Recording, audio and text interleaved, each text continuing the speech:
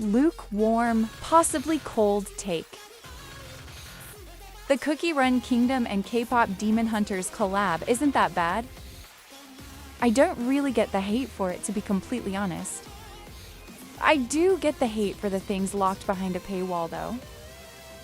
Like one of the guests in the icing locked behind a paywall.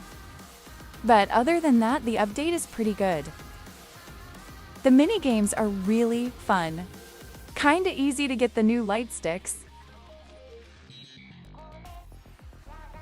Hope you all have a nice day.